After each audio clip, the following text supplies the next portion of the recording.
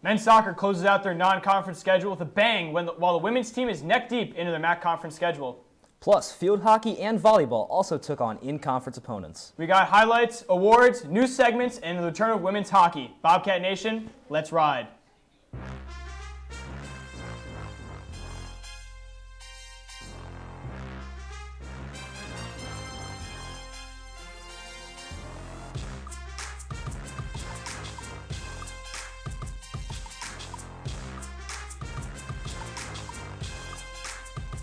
Welcome back to Sports Paws. I'm Nick Boyd. And I'm Connor Core. Thanks for joining us. Let's jump right into all the action from this past week. The men's soccer team took on Stonehill as they conclude their non-conference schedule this past Wednesday. Let's roll the tape.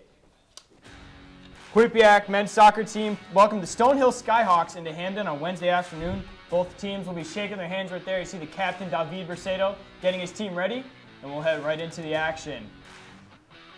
Starting in the first half, we'll see Doman Bozic get tackled by a defender, but gets the ball away. He'll pass to Alexander Sterngard, who will pass to himself, and he'll put a cross in to find Ramesh Del Sus for the opening goal of this game. Now, contrary to belief, this will be the multiple times that the Bobcats find the goal as Jared Smith finds David Bercedo, and he'll find the back of the net off his left foot, off the deflection of the keeper for the second goal of the Bobcats game against the Skyhawks. Shortly later, Jared Smith off the free kick will find Sam McCann for an acrobatic finish for the third goal of the game. That won't be the last time we see that goal from Sam McCann. And it's the Bobcats going to halftime, 3-0. Heading into the second half, it will be Joseph Budai finding Sam McCann, and he'll find a one-time finish past the goalkeeper for his second of the game. But that's not all from Sam McCann. A little bit later, he uses that speed to get past the Skyhawks defenders, left with one-on-one against the goalkeeper. And you know what he's going to do? He's going to finish that for this hat trick in this game. And the Bobcats will be up 5-0 at that point. Now, the Skyhawks would eventually score 2 goals to break the clean sheet, but the final score would be 7-2 in favor of the Bobcats. After the impressive 7-2 win over Stonehill, 2 Bobcats received MAC awards. Sophomore Sam McCann and first-year Alex Sterngard received the MAC Offensive Player of the Week and MAC Rookie of the Week, respectively. McCann scored 4 goals this past week, totaling 8 points after his hat-trick performance on Wednesday against Stonehill. This will also be Sterngard's second time winning Rookie of the Week, and more specifically, winning the award in back-to-back weeks. Both McCann and Sterngard are quickly becoming key pieces in the Bobcats' success, with MAC play starting in on Wednesday. After the Bobcats' resounding victory over Stonehill this past Wednesday, let's take a look at the latest MAC men's soccer standings to see where the team falls.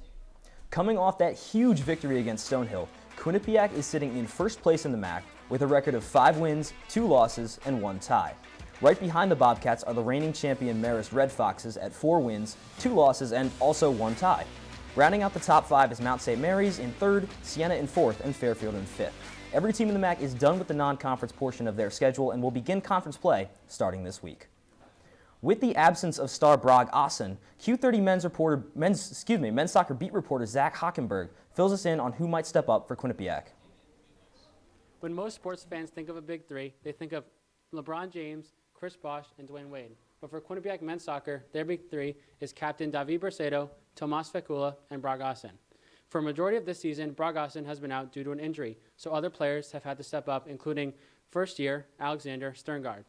Sterngard has picked up his production both on the offensive and defensive side of the ball, assisting in multiple Quinnipiac goals and helping his teammates get involved.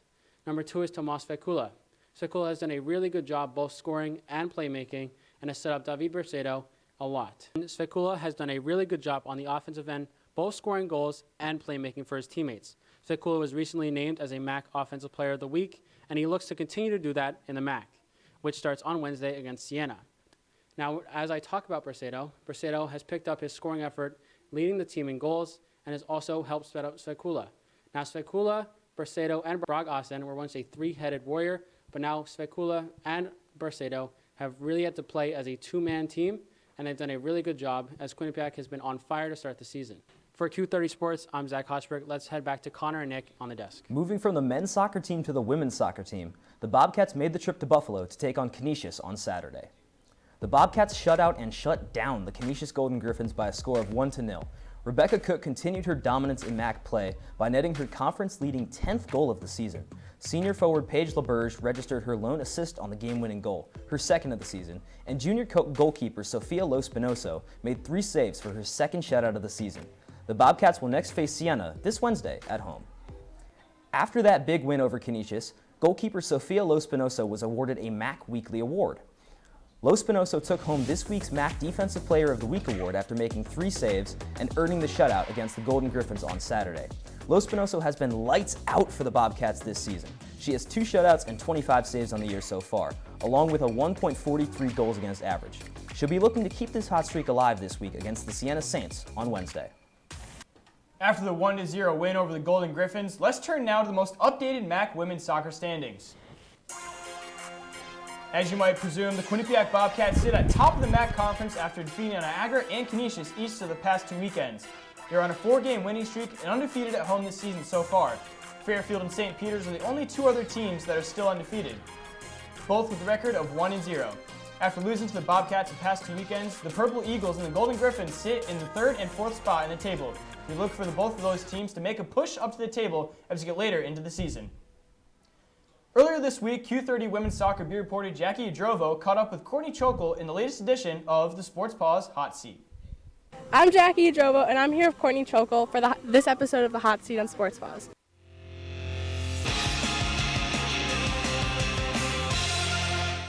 So let's start off with the Niagara game. You guys won 4-0. It was a really chippy game. What was going through your head during that game? I kind of just wanted to get ahead, and we did early on in the second half. And then once we did that, I kind of just thought about, just keep getting goals in, because then it could kind of calm the game down, because otherwise the ref was just going to keep making calls, and they were just going to keep putting tackles in. Now you guys just obviously defeated Niagara, number 2 team. What are you guys doing to prepare for the rest of the MAC opponents? I think we know that going into every game that we have the upper hand. We were first in the preseason poll, and a lot of teams expect a lot from us, and I think just living up to those expectations and just working hard every practice. Now, what are you guys also looking to maybe improve upon? At the moment, we're kind of working on our attack going forward and movement up top. That's what we were just doing now. And just building out of the back and being able to work our way up the top and getting balls in behind. Now you guys are facing Canisius this weekend. What's the energy like within the team right now going into the rest of the MAC opponents and traveling on the road? Well, it's a long trip this weekend, so I guess we're just going to try and take it one game at a time, just keep moving forward, get 3 points this weekend, and go from there. All right, thank you so much. No problem. I'm Jackie Adrovo here with Courtney Chokol for the Hot Seat. Quinnipiac women's ice hockey opened up their season this past weekend against the Maine Black Bears. Let's take a look at see if they were able to pick up where they left off from last season. Senior Sadie Peart opened up the scoring in the 22-23 season off a pass from junior Nina Steigoff roughly halfway through the first period. The second period was dominated by the Black Bears, scoring twice to give Maine the 2-1 lead heading into the third and final period. Heading into that final period, Captain Lexi Agia evened the scoring off a shot from Olivia Mobley.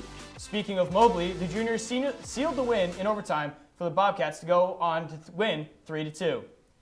After the narrow win Friday night, the Bobcats looked to respond to the Black Bears on Saturday night. The junior goaltender Katie Boudinetti sat between the pipes for this outing, looking to help her team complete the sweep. The scoring started off early in the first period when Nina Steigoff took on a 2v1 breakaway just a minute and a half into the first period. The second period is where the rest of the scoring would take place for the Bobcats. Goals from Maya Labatt and Captain Lexi Agia propelled the Quinnipiac to a 3-0 win and completing the sweep against Maine. The Bobcats go 2-0 on the weekend, but where do they stand in the USCHO national poll? Let's find out. The Bobcats maintained their place in 8th in this week's rankings. Defending national champs Ohio State continued to sit in first place, followed by Minnesota and Northeastern, both receiving one first-place vote. Other ECAC teams in the spread for this week include Colgate at number 6, Yale at number 7, and Princeton and Clarkston rounding out the top 10 at 9 and 10 respectively. We have to step out for our first break of the night. We'll be back with field hockey highlights, more conference play for volleyball, and the start of the women's hockey season. We are just heating up. We'll be back in 2 minutes.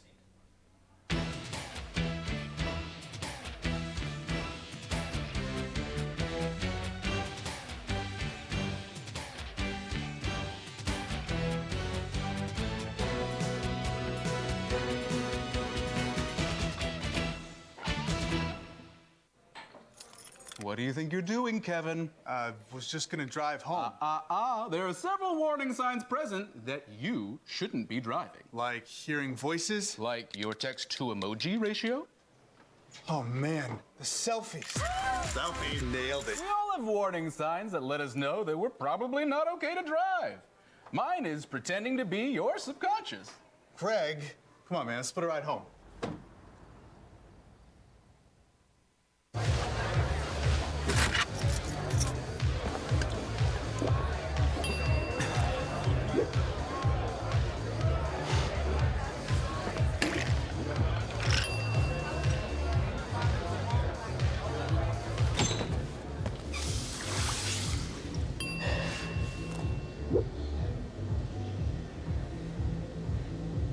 If you need to do something to feel okay to drive, you're not okay to drive. Don't drive buzzed. Multiple studies have shown that marijuana can slow both driver reaction and response time, which can be really dangerous. It's here. It's here. Wait. What? I can't drive. Why? My. Oh.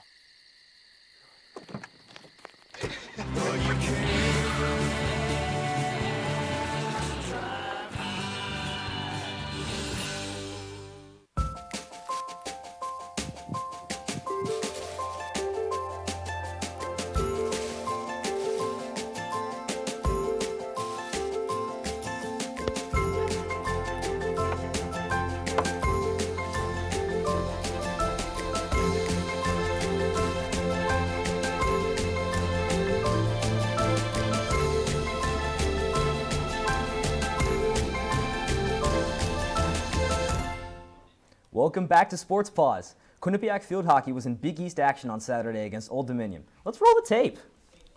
The Bobcats welcome number 13 Old Dominion to Hamden, going for their second upset against a ranked team and trying to get their first Big East win of the season. Let's get right into the first quarter. Quinnipiac gets set back right out of the gate. Old Dominion's Delphine Lejeune converts on a penalty stroke to make it 1-0 Monarchs in the first. Moving on into the second quarter, the Monarchs add to the lead on a penalty corner.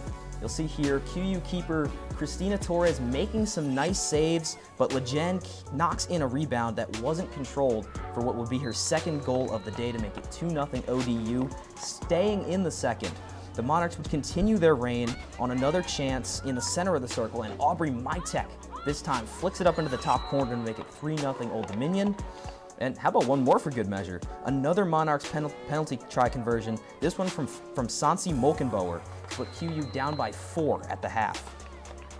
In the third, the Bobcats would break at least onto the scoreboard as Stella Titmeyer flicked one to sophomore Amelia Massarelli for this long goal from the top of the key to make it 4-1. However, the Bobcats would give up 2 more goals and would fall to Old Dominion 6-1. Becca Main squad was looking to bounce back on Saturday against Townson. Was there a different outcome? Let's find out. Quinnipiac will have a non-conference schedule against Townson for the first time since 2012. Let's see how they favored against the Tigers. No action in the first quarter, so we'll head right into the second when senior midfielder Georgia Beachley shoots and deflects off Bobcats' first-year goalkeeper Christina Torres. Then junior Sarah Hatefield will get the ball, first goal of the year. You'll be hearing Hatfield's name a lot more later on. At the end of the quarter, the Tigers get a penalty corner. This time it'll be senior midfielder Hannah McCohen, and it gets a pass. Again, Torres once again for the second goal as Towson goes up 2-0. Heading into the third quarter, Towson just getting red hot right here. Hatfield scores off another penalty corner that deflects off Torres once again, and it'll give the Towson Tigers a 3-0 lead. Going into the fourth and final quarter, Quinnipiac will have an opportunity on a penalty corner. It'll be Lucia Pompeo will score a lone goal for the Bobcats, as that will be the only goal for the Bobcats in that game, as they will go on to lose 4-1 to the Towson Tigers. Now, here's Q30's very own Clever Streich, who will share the latest in the Bobcats' penalty corner struggles. PC, DPC. These acronyms spelled disaster for the Quinnipiac Bobcats as they fell to the Townson Tigers today at home 4-1 in their final non-conference game before heading on a 3-game road trip. The Bobcats went 1 for 12 on penalty corner attempts and 0 for 3 on DPC attempts as 3 of Towson's 4 goals were scored on opposing penalty corners. Today I would say we dominated the game, but we just didn't end up finishing in both of our defensive circle and our attacking circle. We didn't finish in either of those. So I think we got a little bit more work to do, but we're also still having possession of the ball, which is a very big priority for us. Despite the struggle on the DPC effort today, Quinnipiac coaches still believe that they're just a couple of adjustments away from fixing that side of their game. So I think for us, it's really just narrowing down how we're playing that DPC, how aggressive are we being, how much grit are we going to put in to make sure they're not getting those rebounds off. Can we get that first save and can we clear it off Christina's pads to make sure the second shot doesn't go on? So I think it's just adjusting some lines, getting a little bit more depth in our chart in terms of who's playing those roles. But again, it's just those fine little details of are we in the right step? Can we move an inch to the left and we'll save the ball? So how is that going to put into play? Quinnipiac has only had 2 home penalty corner conversions this season, but perhaps they know that the only way for change to come is to take things game by game and adapt. We are going to work on the areas and the places that we need to be better in, which will help us from game to game, yes, to taking it game by game, but also that's going to help us for the rest of our season. That's the areas we need to improve on, and we already know about it. The Bobcats will be thrown into the fire next week on the road, so to speak, as they'll be taking on the defending Big East champion, Liberty Flames, on the road. They'll also have matches with Yale and UConn to prepare themselves for as they try and get themselves back above 500. Reporting from the Quinnipiac Field Hockey Stadium, I'm Clever Streich for Q30 Sports. After the weekend games for the field hockey team and around the Big East, let's take a look at the most updated conference standings. The 20th ranked team in the country, Liberty, is in control of the first seed in the Big East, with Providence as the only remaining team undefeated in the conference. The Bobcats will look forward to a matchup with defending champs Liberty next week. Moving on to volleyball, Quinnipiac paid a visit to Siena this Saturday. Let's roll the tape. Quinnipiac tried to snap a 8-game losing streak up at Siena, their first time playing there this season, and it's not a bad place to do it. They've won 8 of their last 10 against the Saints. We'll pick up in the first set. Here's Ariana Diaz. Tadamla Ganesh finds Nicole leg up the top, down the corner to cut into Siena's lead. The Saints not done though. Claire Isaacson setting up Echie Imerula for a snipe that is too hot for Tenon. Quinnipiac would win the first set 25-22. In the second, Alexandra Tenon getting in ISO for a big spike into the corner that nobody can get to help Quinnipiac win the second set 25-18 and take a 2-0 lead in the match. In the third, Ganesh finds Ariana Diaz and she's blocked by Emily Wonder, but the very next play, Georgia Donji says, all right, bet, and gets a block of her own against Wonder.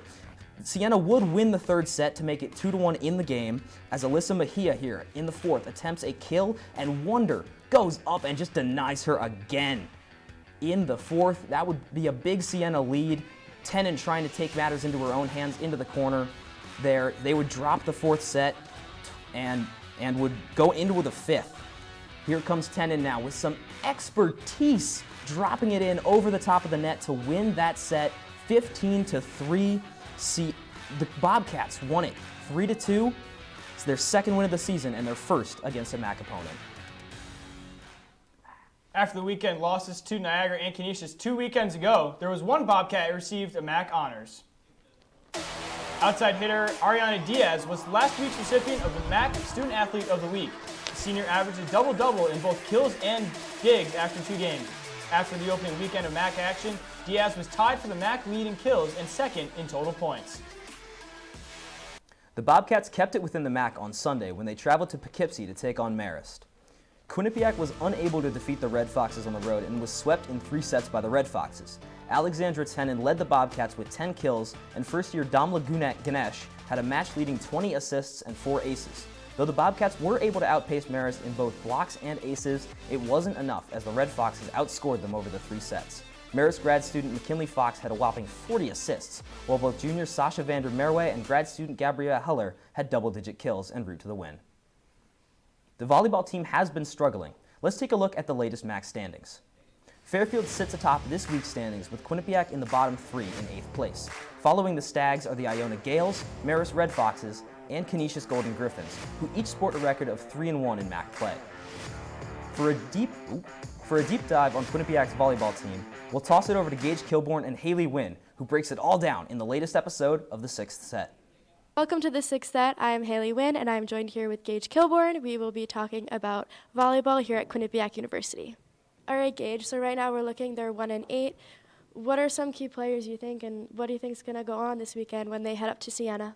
Overall, there's two key players to keep in mind, one of them being Damla Ganesh, a setter from Turkey, her first year here at Quinnipiac in collegiate volleyball. And right now, head coach Kyle Robinson has used her quite often, surprisingly more than Chloe Kaanui. And because of it right now, earlier on, the team has been lack communicating with her, possibly because Turkish style volleyball is a little bit different than Hawaiian style, that most of the outside hitters are used to playing with them from the past 2 seasons. But I feel like this weekend they're going to really start to get things clicking and going the right direction. Yeah. And the second one has to be Alexandra Tenen. Phenomenal start to the season, 116 kills overall in the season and in their first 9 games with the Bobcats, including a double-double last weekend when they went out to Western New York. And it's been astonishing to see that the sophomore has really taken control of the offense for Quinnipiac to start the season. Yes, definitely. It's great to hear that. So the Bobcats have Siena coming up tomorrow and then Marist. What do we think? What's going to happen? So for Siena, the last 3 to 4 times they faced them, they've come away with a W. 8 of their last 10 games, they've come away victorious against the Saints. I see that's going to be the turnaround victory for them, their first MAC win on the season. As I see them taking it in 4 sets. I see Siena coming away with a set, but overall Quinnipiac has the more dominance on the power on the offensive side that Siena's defense can't really recover with. And the Marist game, that's going to be a tough one because Marist and Quinnipiac played each other in the quarterfinals last year. And in that game, Quinnipiac pulled off the upset and made it to the semifinals in 5 sets after taking down Marist. I think Marist is going to get their revenge in this game. They're going to prove to Quinnipiac why they're one of the top teams in the MAC. And I see them take them down in 4 sets. So I see Quinnipiac going 1-1 in conference play this weekend. For the 6th set, I'm Haley Wynn, and this is Gage Kilborn, Q30 Sports. After the break, we have men's ice hockey rankings, rugby, and men's and women's tennis. And everyone's favorite top 5 from this past week of Quinnipiac sports. Stay with us.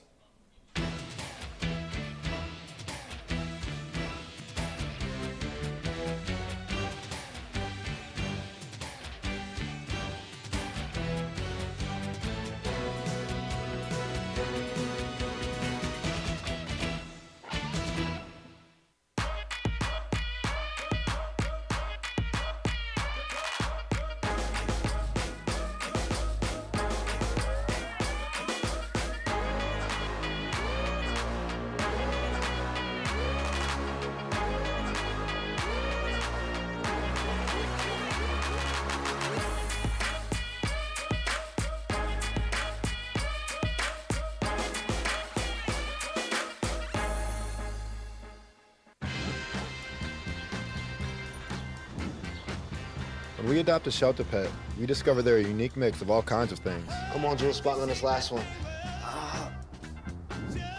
There it is.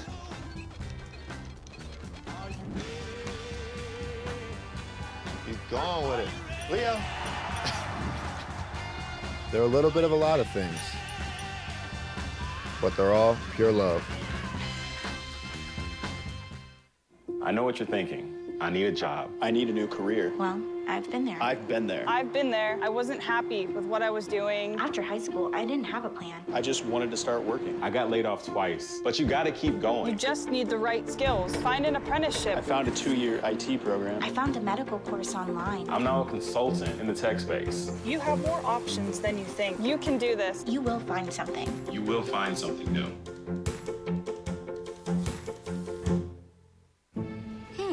Maybe you can make retirement happen. After all, you made home ownership happen. Homeschooling yourself on loans, beefing up your credit score. So I'm pre-approved. You were like, yes! Sorry. Color coding listings, ticking boxes, and flushing every toilet in a 20-mile radius. Home sweet home. You aced house hunting. Now get the tips you need to get on track at aceyourretirement.org. Thanks for joining us in the home stretch of this episode of Sports Paws. As we mentioned earlier, the men's ice hockey team has racked up awards in ECAC Conference. Let's take a look at where they rank against the rest of the conference. Quinnipiac has been given the respect from the rest of the conference as they sit atop of the mountain, receiving 8 of the possible 12 first-place votes. Taking those 4 votes away from the Bobcats is the Harvard Crimson. As many might remember, the Crimson defeated the Bobcats in last year's ECAC championship game off a game-winning goal from then-freshman Matthew Coronado in overtime. Rounding out the top 4 in the conference is the Clarkson Golden Knights and the Cornell Big Red. 2 of Quinnipiac's top men's hockey players were recognized by the conference on Wednesday as well. Team captain Zach Metza and sophomore goalie Yanni Peretz each received spots on the ECAC men's preseason all-league team. Metza, a grad student from Delafield, Wisconsin, had a career-high 37 points last season and took home the ECAC Best Defenseman Award. Peretz had an outstanding freshman season with the Bobcats. He posted a .941 save percentage last season and finished first in the nation in both goals against average and shutouts. He was also a finalist for both the Hobie Baker Award and the Richter Award. This past Saturday, the rugby team took on the Dartmouth Big Green in New Hampshire. Let's see the result. The Bobcats ended up on the losing side of this matchup with a final score of 41-10. The Big Green quickly jumped out to a 19-0 lead before the Bobcats got on the board, thanks to Kat Story with the first half score. Into the second half, Quinnipiac got another successful try by Addison Walker. The Bobcats are now 2-5 all-time against the Big Green since 2015, with Dartmouth winning the previous 4 meetings. The men's and women's tennis team were on the road this weekend. Let's take a look at their results. The men's team traveled to Fairfield and won 4 doubles matches and 2 singles matches. The combination of Yasha Laskin and Ayato Arakaki gave the Bobcats the wins in 2 sets. The women's teams went up to Army West Point. All singles lost against Army, with the exception of Jordan Bradley winning 8-0. Women's tennis will be on the road next at the ITA Regionals at Dartmouth, and the men's team will be heading up to Army. Moving on to the green, the women's golf team was in action this morning at the Boston College Intercollegiate Tournament. The Bobcats had 2 golfers post top 5 finishes at the tournament. Kaylee Sakota is tied for the lead after posting a new program record by recording a score of 140 over the first 2 rounds, while Leanne Peralta had a score of 144, which is tied for third. The team as a whole is currently in 5th place in the tournament and will play tomorrow. The women's cross-country team traveled to Boston on Friday for an invitational meet. The Bobcats placed 9th overall out of the 19 schools that were invited to the meet. Emily Young led the way with a time of 18 minutes and 1 second, while Liv DiStefano and Rachel St. Germain weren't far behind, coming in 31st and 41st respectively. The team will be in action again at the New England Cross Country Championships in Boston on October 8th. Now, Nick, it's everyone's favorite time of the show. It's top 5 players from this past week. Let's roll it. Starting at number 5. You saw it a little bit earlier, but you'll see it again. Sam McCann's 3rd goal of the game goes through Dia Gito's legs to extend the Bobcats' lead. See the Sleekies finish for that hat trick. More on this game a little bit later. Now we're going to move on to the field hockey court for play number 4. Quinnipiac would lose this game 6-1, but Amelia Mazzarelli from the top of the key, dropping it into the back of the net for the goal. Her first of the game and the only goal that the Bobcats would have that game. Now to play number 3, blink and you just might mix it. Alexandra Tenen with the absolute snipe. More in this game right now, Nick. On 2, we're going to keep it with Alexandra Tenen. This play in the 5th set, Tenen with a sneaky little tap over the net to keep it rolling for the Bobcats. A second look, reads the defense perfectly, and puts it where they are in. Quinnipiac would win it 3-2. Now what's better than 1 slow-mo, 2 slow-mos? You're going to see it right here in the first play, top play, and it's Sam McCann once again with that acrobatic finish that I mentioned earlier. And I said it once, so we'll say it again. We're going to see it in the slow-mo. You see him use the outside of his right boot with the acrobatic finish to get right over the outstretched hands of the goalkeeper. Now that you're up to date on Quinnipiac sports, let's see what's next for the Bobcats this week. The men's ice hockey team is in action at home on Saturday at 4 o'clock against the University of Toronto. Women's soccer will host Siena on Wednesday, while the men's team will be at Siena, also on Wednesday. Finally, the women's ice hockey team will host Boston College on Friday for their home opener. We'll try to stay undefeated after sweeping in Maine. Connor, now, what game are you most excited for this week? Now, I'm most excited for hockey to be back, even though I may not be the biggest hockey fan. Exhibition against the University of Toronto, but you guys may or may not have noticed it, but this was Nick's first show, and I thought he did outstanding, better than a lot Better than my first show. Nick, how do you think you felt and how the show went? I felt really good today, Connor, honestly. I felt really good going in and getting in today. All right, well, with that being said, I'll let you close out the show. Huge thank you to the producers for allowing me on the desk this week, and for everybody behind the scenes. Go follow us on Twitter at Q30Sports and visit Q30TV.com to stay up to date. For Nick Boyd, I'm Connor Core. Good night, Bobcats.